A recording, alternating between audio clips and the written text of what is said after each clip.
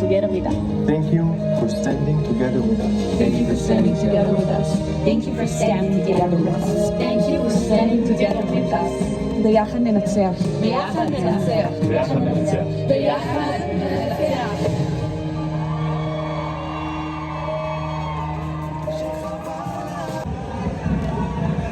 Fellow marchers, New Yorkers, and Jewish students from across the world, please welcome the Honorable Congressman Ritchie Torres of New York District 15. Congressman Torres is one of Israel's strongest supporters and most consistent supporters in Congress. He believes standing with America's primary Middle East ally is about human decency. He's been to Israel 5 times, champions Israel to progressive communities, and is a constant presence at the Jewish community's side.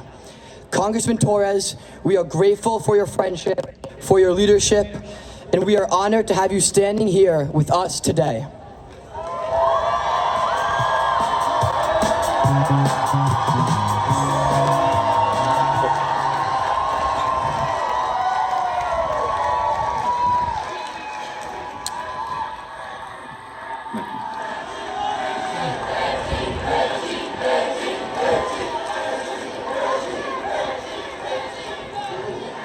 Thank you.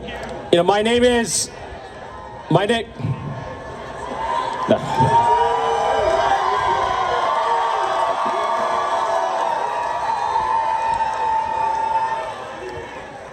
is Ritchie Torres. One of my local rabbis called me Ritchie Torah. And I'm from the Bronx. I proudly represent the neighborhood of Riverdale. Wonderful schools like SAR. But today I'm not here only as a Bronxite. I'm not here only as a New Yorker. I am here as an American to defend one of our greatest American values, the U.S.-Israel relationship.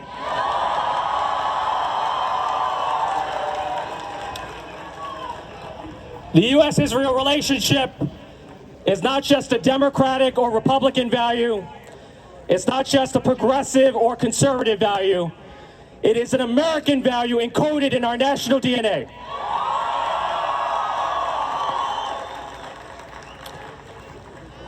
October 7th was a crime against the Jewish state, indeed against humanity, so barbaric that it cannot be ignored.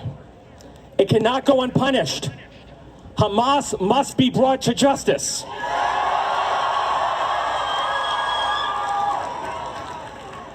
Israel has a right to defend itself, and America has a duty to stand with Israel. Our struggle for survival and self-defense. Israel must do to Hamas what the United States did to ISIS and Al-Qaeda in the 21st century. We must do to Hamas to the Nazis in the 20th century. We must rid the world of the terrorism and barbarism that was perpetrated against humanity and people.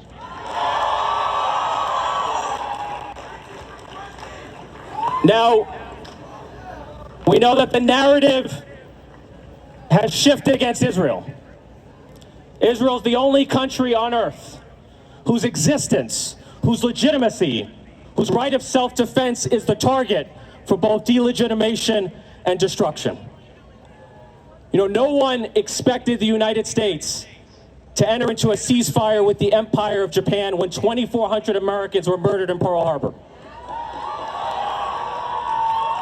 No one expected the United States to enter into a ceasefire with Al-Qaeda and the Taliban when 3,000 Americans were murdered on 9/11.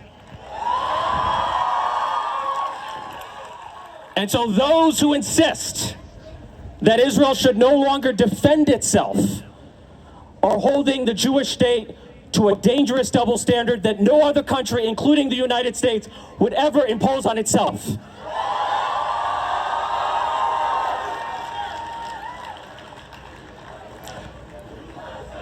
USA! USA!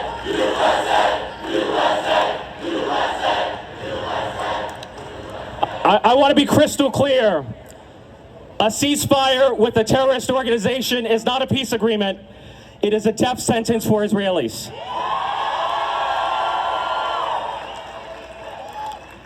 Now, not everyone who's calling for a ceasefire wants Israel to cease to exist, but everyone who wants Israel to cease to exist is calling for a ceasefire.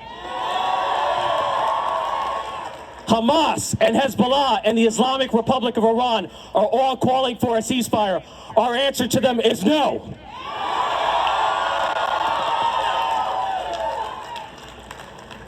You know, 2023 marks the 75th anniversary of Israel and the 60th anniversary of the I Have a Dream speech. And those two anniversaries remind me that the Jewish people have long had a dream of Jewish liberation. Theodore Herzl had a dream of emancipation from anti-Semitism. The Jews who were driven into exile for thousands of years had a dream of one day returning to their homeland. And so we are here to tell the world that Israel is the realization of a dream. Israel is the manifestation of the words "never again."